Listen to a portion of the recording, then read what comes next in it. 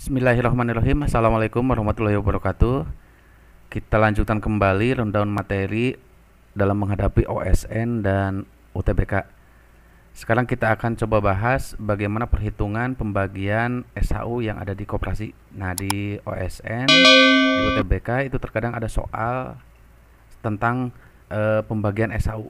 Nah, bentuk soalnya biasanya berapakah SHU yang diterima oleh seseorang dengan data yang sudah diketahui di soal. Dan sekarang kita akan coba bahas bagaimana cara perhitungan pembagian SHU-nya. Nah, SHU ini atau sisa hasil usaha ini adalah istilah lain dari laba usaha kalau di perusahaan. Nah, kalau di koperasi ini disebutnya SHU. Nah, SHU ini merupakan hasil usaha koperasi dalam periode tertentu.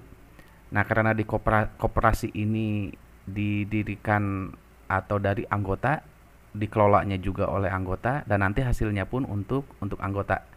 Nah, nanti pada akhir tahun akan ada pembagian SHU ini. Jadi laba koperasi ini atau SHU ini akan dibagikan ke anggota. Nah, pembagiannya nanti akan ada pengalokasian ke dalam tiap pos. Nah, pos-posnya dalam bentuk persentase biasanya. Cuman posnya apa saja, persentasenya berapa, itu disepakati dulu dalam RAT. Soalnya dalam koperasi kekuasaan tertinggi itu di RAT. Jadi kebijakan apa yang harus dilakukan, terus angkanya berapa, persentasenya berapa, itu disepakati dulu oleh seluruh anggota ketika rapat anggota tahunan, seperti itu.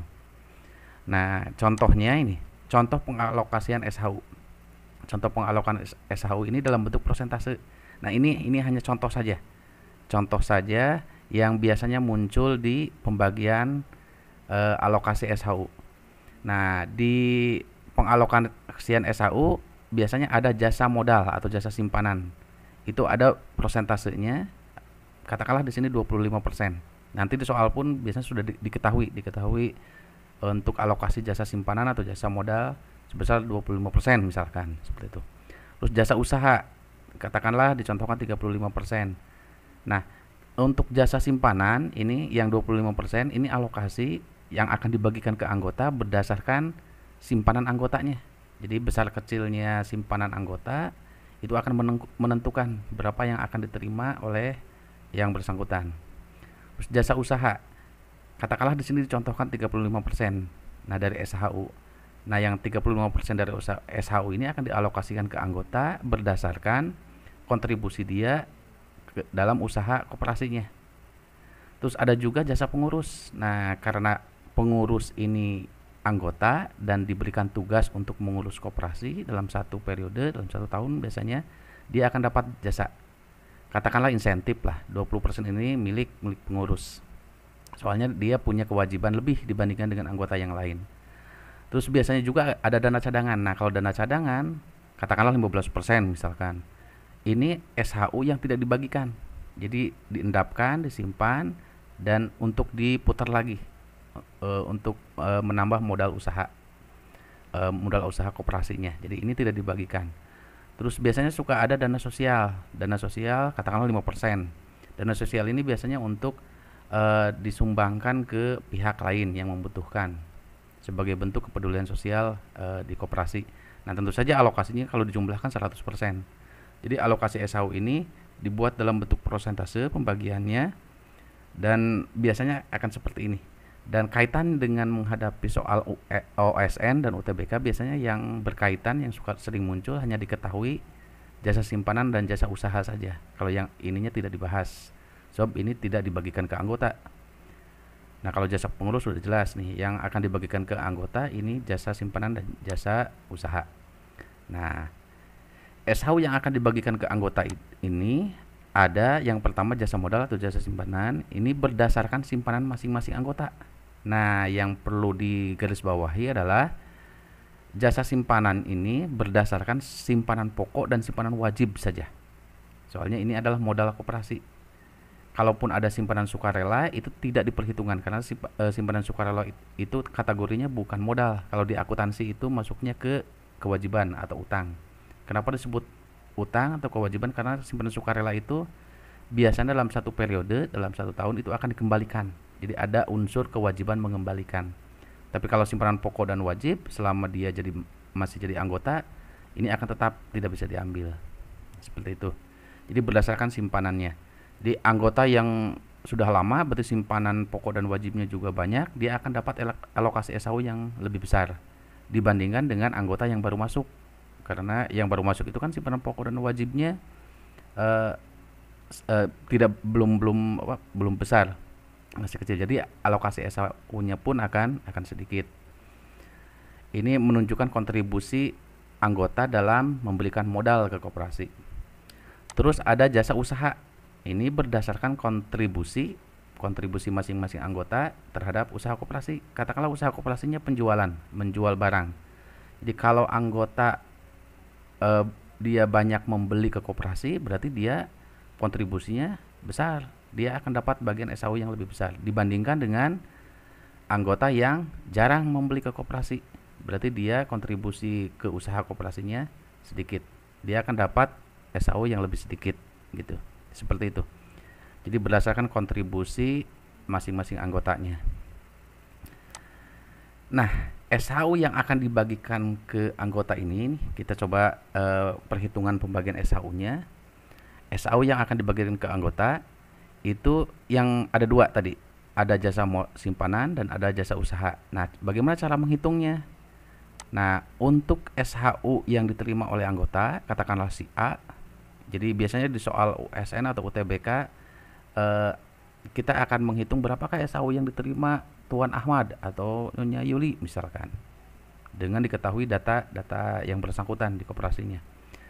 Nah, kalau berdasarkan jasa simpanan nih, SHU yang diterima anggota dari jasa simpanan itu kita bandingkan simpanan pokok dan wajib si A ini. Katakanlah si A, si anggota ini, dengan jumlah simpanan pokok dan wajib koperasinya keseluruhannya, dikalikan dengan alokasi SHU untuk jasa simpanannya. Jadi ini harus dicari dulu nih alokasi SHU untuk jasa simpanannya. Biasanya di soal sudah diketahui. Seperti itu. Terus yang kedua berdasarkan jasa usaha. Ini tadi sudah dijelaskan berdasarkan kontribusi masing-masing anggota terhadap usaha koperasi. Nah, jika usahanya penjualan, nah kalau usaha koperasi kan bisa macam-macam. Katakanlah jika usaha koperasinya menjual barang. Nah, SHU yang diterima oleh anggota berdasarkan jasa usaha ini dapat dicari dari, nah SHU yang diterima oleh anggota dari jasa usaha. Kalau usahanya penjualan, berarti kita akan membandingkan si A ini membeli ke koperasi berapa.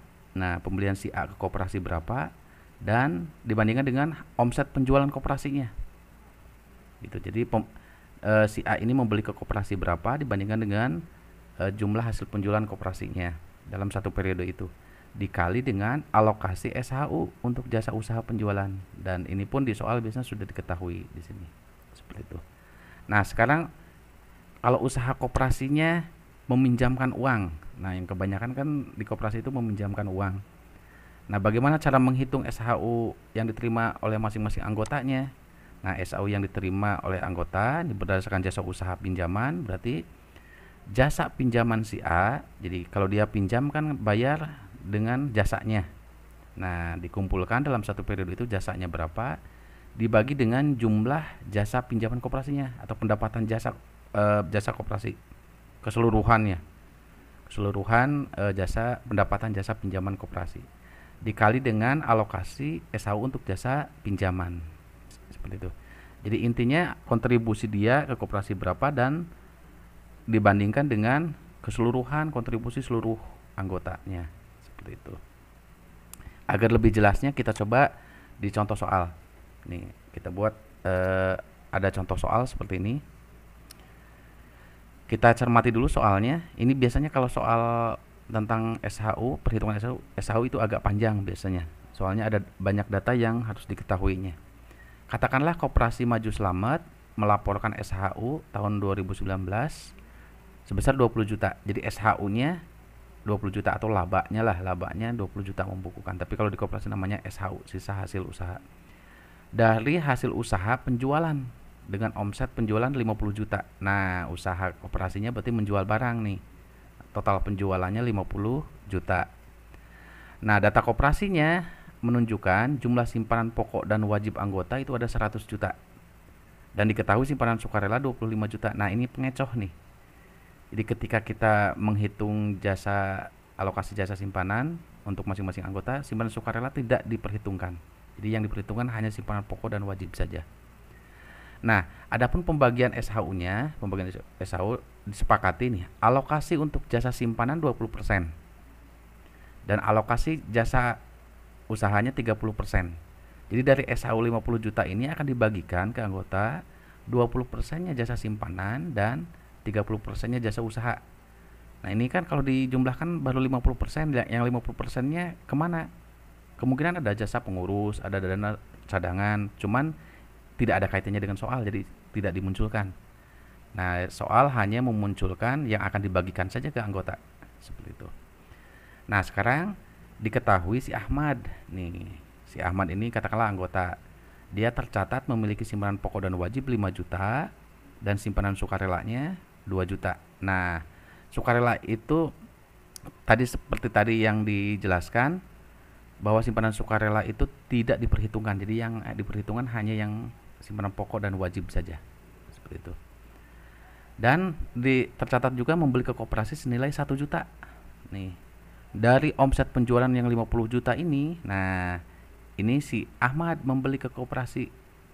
Menurut koperasi dia menjual, tapi bagi si Ahmad dia membeli ke koperasi. Jadi yang 1 juta ini ada di 50 juta ini. Seperti itu. Nah, biasanya soal akan menanyakan berapa SHU yang diterima si Tuan Ahmad. Gitu. Nah, sekarang langkah pertama adalah dari SHU yang 20 juta ini kita alokasikan dulu untuk jasa simpanan 20% dan jasa usahanya 30%. Nah, alokasi untuk jasa simpanan. Jadi berdasarkan simpanan anggota. 20% dikali 20 juta berarti 4 juta. Nah, berarti dari 20 juta ini 4 jutanya akan dibagikan ke anggota berdasarkan besar kecilnya simpanan anggota. Yang simpanan pokok dan wajibnya besar, berarti dia akan dapat alokasi yang lebih besar gitu. Nah, dari 20 juta ini 30%-nya untuk jasa usaha. Nah, 30% dikali 20 juta berarti 6 juta. Nah, kita lihat usahanya penjualan. Jadi anggota yang membeli ke koperasi banyak, dia akan dapat bagian SHU dari sini nih 6 juta. Kalau ada anggota yang tidak pernah membeli ke koperasi, berarti dia nggak akan dapat SHU yang 6 juta ini. Dia hanya dapatnya dari jasa simpanan saja. Nah, kita lihat si Ahmad pernah membeli ke koperasi 1 juta. Nah, sekarang kita hitung berapa SHU yang diterima oleh si Ahmad ini. Nah, SHU yang diterima oleh si Ahmad, karena si Ahmad ini anggota, dia punya simpanan, berarti dia akan dapat SHU dari jasa simpanan. Berarti SHU yang diterima si Ahmad berdasarkan jasa simpanan, berarti simpanan pokok dan wajib si Ahmad saja. Nih, simpanan pokok dan wajibnya saja yang dihitung. Dibandingkan dengan simpanan pokok dan wajib koperasi totalnya. Dikali dengan alokasi SHU jasa simpanan tadi yang 4 juta dari hasil kita tadi menghitung. Tuh. Nah, berarti SHU yang diterima si Ahmad berdasarkan jasa simpanan adalah simpanan pokok dan wajib si Ahmad kan 5 juta. Tadi di soal 5 juta. Sedangkan total simpanan pokok dan wajib koperasi 100 juta. Nah, yang sukarelanya tidak dihitung. Jadi hanya pokok dan wajibnya saja. Bisa dicek di soalnya. Nah, alokasi SHU untuk jasa simpanannya 4 juta. Jadi 5 juta per 100 juta dikali 4 juta. Gitu. Nah, 5 juta per 100 juta itu 1 per 20 dikali 4 juta, berarti 4 juta dibagi 20. Nah, 200.000.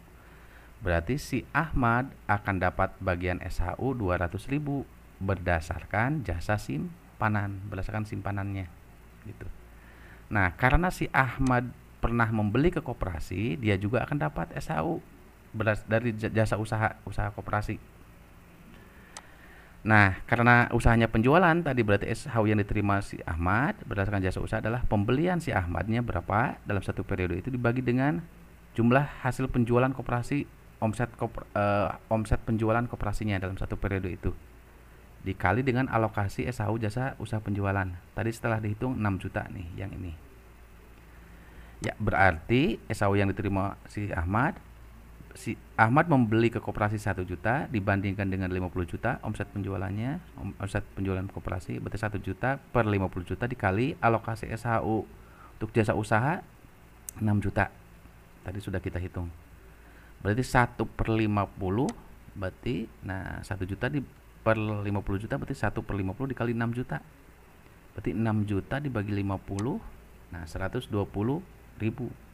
Berarti si Ahmad akan dapat SHU juga dari jasa usaha sebesar 120 ribu. Jadi pertanyaannya sekarang, berapakah SHU yang diterima oleh si Ahmad? Berarti si Ahmad akan dapat SHU 200 ribu nih dari simpanannya, dari alokasi jasa simpanan, dan akan dapat juga SHU 120 ribu dari kontribusi dia membeli ke koperasi dari jasa usaha. Jadi jumlahnya adalah 320 ribu. Jadi kesimpulannya SHU yang diterima oleh Ahmad adalah 320 ribu. Nah, ini contoh sederhana bagaimana cara perhitungan pembagian SHU di koperasi. Untuk soal OSN walaupun agak jarang sebenarnya untuk soal perhitungan SHU, dan biasanya soalnya pun dibuat simpel, tapi prinsipnya seperti itu. Prinsip-prinsip perhitungan pembagian SHU-nya. Demikian pembahasan untuk perhitungan pembagian SHU di koperasi. Nanti kita perdalam lagi perhitungannya dengan variasi soal yang lain lagi nanti. Ya, demikian. Terima kasih atas perhatiannya. Semoga bermanfaat. Assalamualaikum warahmatullahi wabarakatuh.